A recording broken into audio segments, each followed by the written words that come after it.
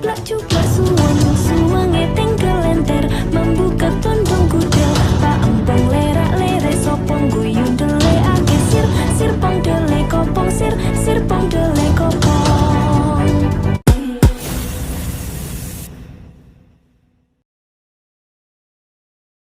Assalamualaikum warahmatullahi wabarakatuh. Tabi pun. Halo teman-teman mahasiswa semuanya, bagaimana kabar kalian hari ini? Semoga kita dalam keadaan sehat walafiat. Amin amin ya robbal alamin. Baiklah mahasiswa, bertemu lagi kita pada mata kuliah Kebudayaan Nusantara. Apakah kalian siap memulai perkuliahan? Baiklah teman-teman mahasiswa semuanya, kita masuk pada pertemuan ke-9 yang mana pada RPS pertemuan ke-9 itu materinya adalah kebudayaan Sunda. Ya, bila berbicara tentang kebudayaan Sunda, pasti kita akan berbicara dulu suku Sunda. Apakah teman-teman di sini ada yang bersuku Sunda? Atau masih bingung atau belum tahu suku Sunda itu yang gimana sih? Atau suku Sunda itu apa sih? Sebelum masuk pada apa sih suku Sunda, itu kita menilik lagi pengertian dari kebudayaan. Ya, kebudayaan itu sangat erat hubungannya dengan masyarakat. Nah, kebudayaan itu segala sesuatu yang terdapat di dalam masyarakat ditentukan oleh kebudayaan yang dimiliki oleh masyarakat tersebut. Misal contohnya dapat berupa pengetahuan, kepercayaan, kesenian, moral, hukum, adat istiadat, dan apapun yang terdapat di dalam masyarakat tersebut. Itu adalah kebudayaan.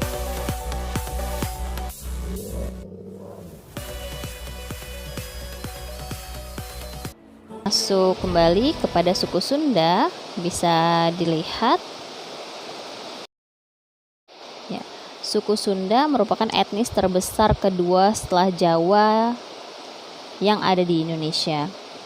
Nah, sebagian besar suku Sunda itu beragama Islam, tetapi ada juga yang memeluk agama lain hingga menganut kepercayaan Sunda wiwitan seperti masyarakat Baduy. Masyarakat Baduy ini masih termaksud ke dalam suku Sunda.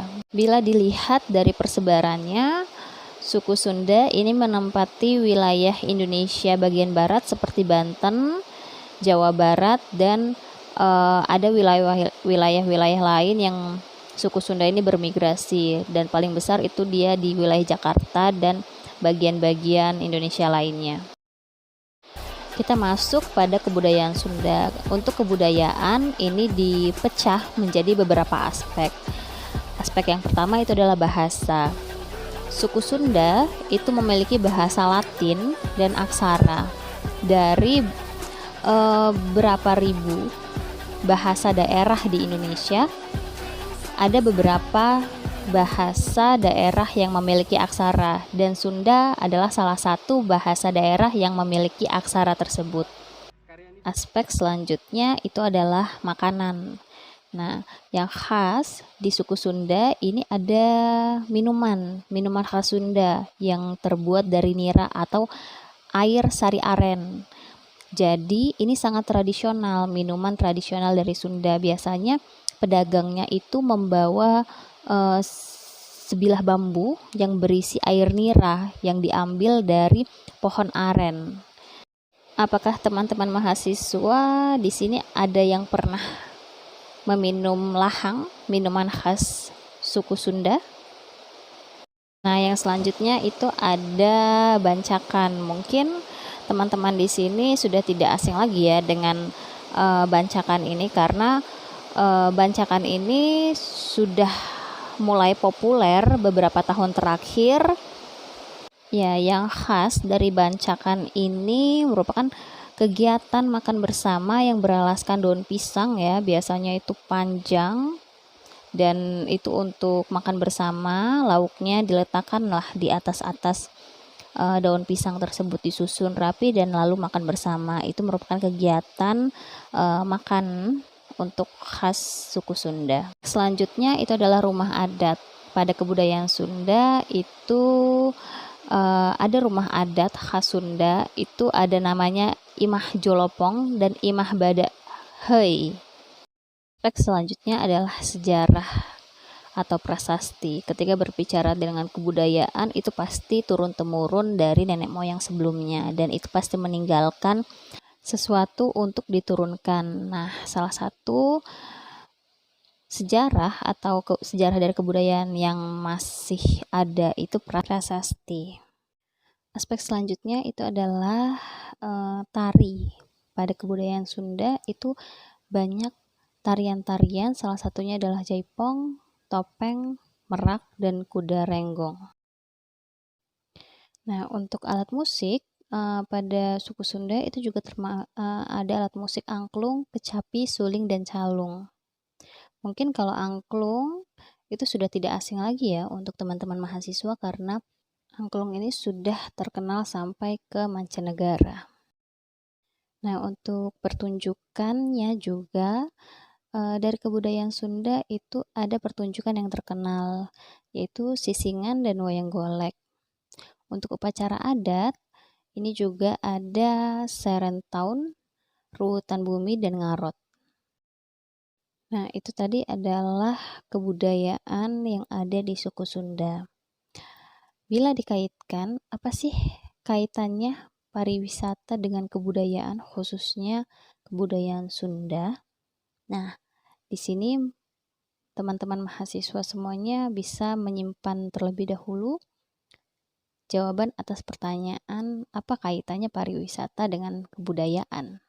Ya, baik, seperti dikatakan di awal bahwa suku Sunda itu mendiami wilayah Jawa Barat, khususnya Bandung. Di sini ada tabel pengelompokan wisata yang ada di Jawa Barat, khususnya di Bandung. Dapat dilihat untuk wisata budaya itu ada 83 wisata budaya dari 253, atau mencakup 34% dari total keseluruhan wisata yang ada di Bandung. Selanjutnya, teman-teman mahasiswa dapat melihat di sini ada tabel terkait dengan penelitian mengenai faktor permintaan dan penawaran berkaitan dengan komponen pengembangan pariwisata. Dilihat di sini terkait dengan atraksi budaya. Untuk upacara tepung tahun desa itu penawarannya ditawarkannya itu sebesar 3,12%, sedangkan permintaan dari wisatawan itu adalah 3,88%. Jadi ada selisih 0,76%. Jadi lebih tinggi permintaan atau minat wisatawan untuk melihat atraksi budaya berkaitan dengan upacara tepung tahun desa. Nah, untuk sedekah bumi itu ada selisihnya 0,84% permintaan dibandingkan penawaran yang ditawarkan mengenai berkaitan dengan atraksi budaya. Berarti permintaan berkaitan dengan atraksi budaya ini lebih besar dari yang ditawarkan atau dari yang diselenggarakan oleh pariwisata tersebut. Nah, di sini bisa kalian lihat juga ada perkembangan tingkat penghuni kamar hotel di Jawa Barat pada November tahun 2018. Ini sebelum Covid. Dapat dilihat ini tingkat penghuni kamar hotel yang berkaitan dengan kunjungan wisata, baik wisatawan mancanegara dan wisatawan dalam negeri. Di slide selanjutnya ini juga ada perkembangan tingkat penghuni hotel pada November tahun 2021 setelah Covid melanda. Dapat dilihat banyak penurunan dari 7,60% menjadi 4,10% sebelum Covid dan setelah Covid.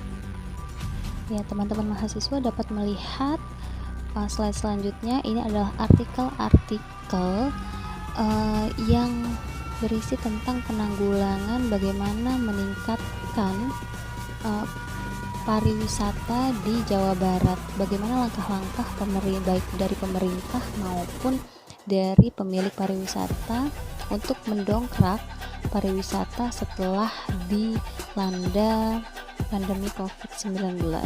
Ya, bisa dilihat ini adalah salah satu objek wisata di Bandung yang mengkolaborasikan pariwisata dengan kebudayaan. Ada objek wisata Dusun Bambu yang mengkolaborasikan pariwisata alam dengan kebudayaan, dan ada juga floating market yang mengkolaborasikan pariwisata dengan makanan khas daerah Sunda.